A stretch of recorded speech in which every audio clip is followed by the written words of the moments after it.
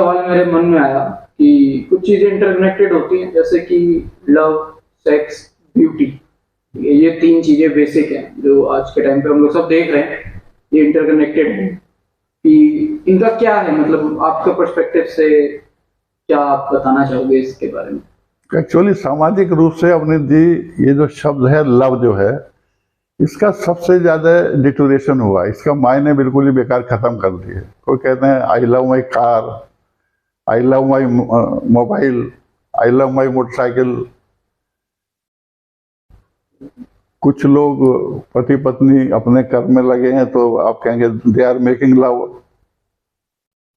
इसके मायने sex love हो गया। अगर कोई पति पत्नी सेक्स में इन्वॉल्व हैं, इज इट लव? तो ये समझना चाहिए हमें पहले तो व्हाट इज सेक्स। सेक्स में हम जो हैं एक प्रकार से एक दूसरे को यूज करते हैं। पति पत्नी का ये पार्टनर कहिए, what ever what you use, और एक दूसरे के बिना वो नहीं हो सकता। इसका लव से क्या संबंध है? और फिर ये ब्यूटी इसमें कहां से आ गई? आपने ये जनरल देखा होगा कि जो चीज मुझको किसी क्षण में अच्छी लग रही है, मैं उसको कहता हूं इट इज वेरी ब्यूटीफुल। क्यों कहता हूं उसको वेरी ब्यूटीफुल? क्योंकि मेरी अपने मेमोरी में जो भरा हुआ है उसके अनुसार वो ब्यूटीफुल है। ठीक बात है ना?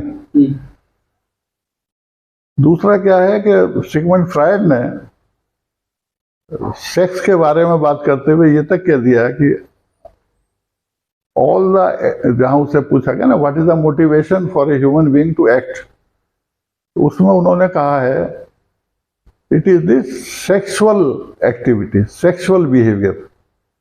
फिर उसने इसको डिफाइन किया है, all the activities being done by a human being as pleasure seeking and pain avoiding are sexual activities.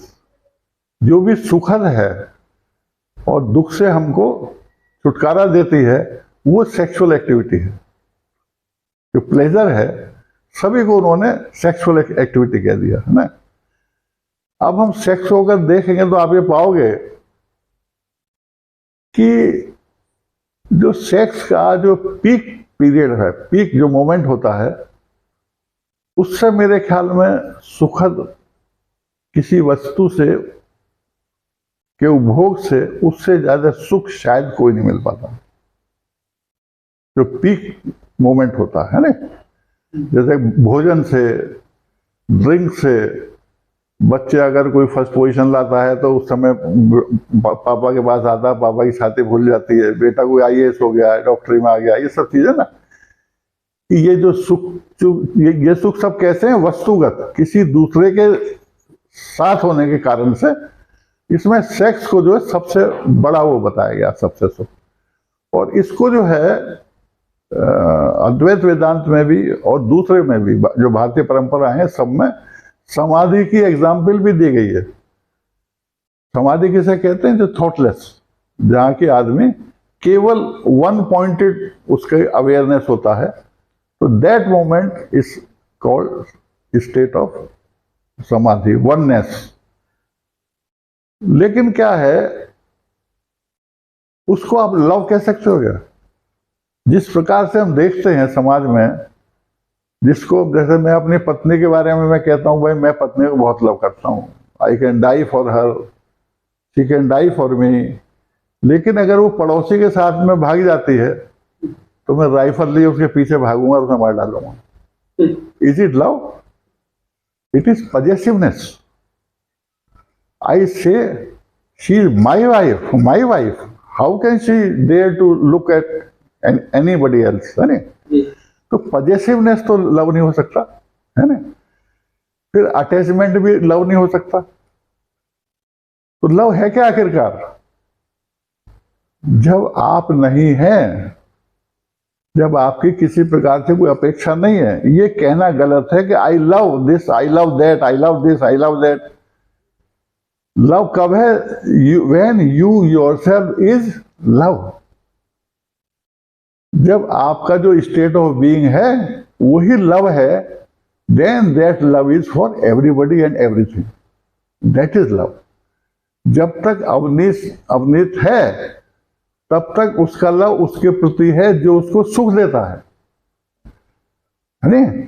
लेकिन क्या है, जब अवनीत उस क्षेत्र में आ जाएगा जहां अवनीत नहीं है, मेमोरी उसकी नहीं है, तो वहां तो केवल क्या है, it is beautiful, it is love, it is silence, है ना, it is all everything good, है ना बात।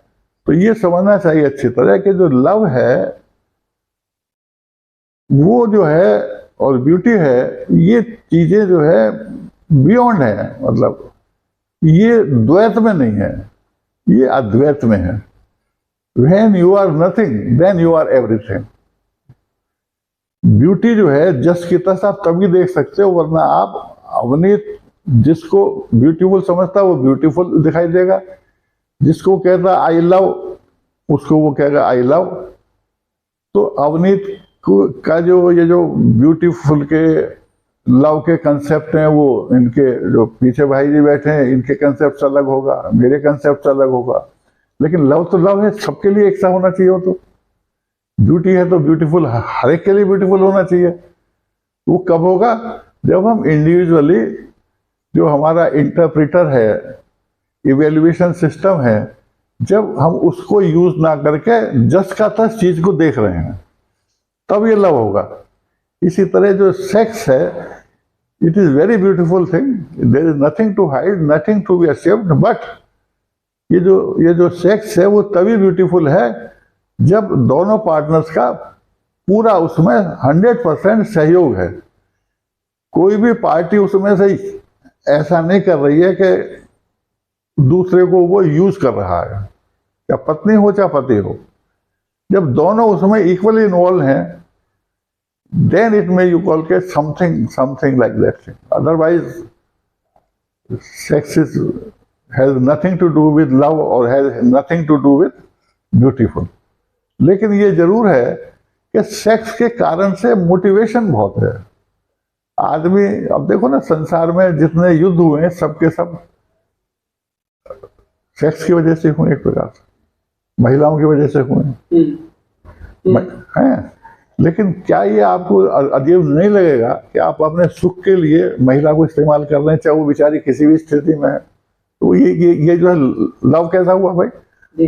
आप तो उसका एक तरह से शोषण कर रहे हैं। मतलब एक कहावत बचपन में हमने पढ़ी थी कि जब दो फ्रेंड्स हैं, जो आप महिला पुरुष जो आपस में प्रेम करते हैं, जिस दिन शादी हो गई उस दिन वो खत्म हो गया, खूंटे से बंध गए ना आपके वो। क्या कहेंगे फिर सरदार जी, क्या कहेंगे फिर? घर की मुर्गी दाल बराबर, है नहीं? तो लव कहाँ हुआ फिर? आप इस्तेमाल कर रहे हैं, फिर तो बांध दिया ना उसे, जैसे फर्नीचर है, ये फर्नीचर हो गया, फिर तो वो कहाँ है वो फिर love?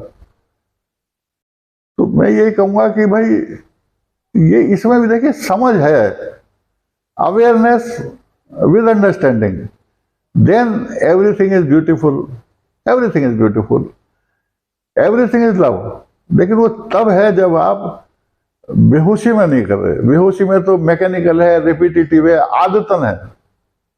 That is neither love nor beautiful, mechanical है, एंड इट इज अगली, मतलब मैंने कही।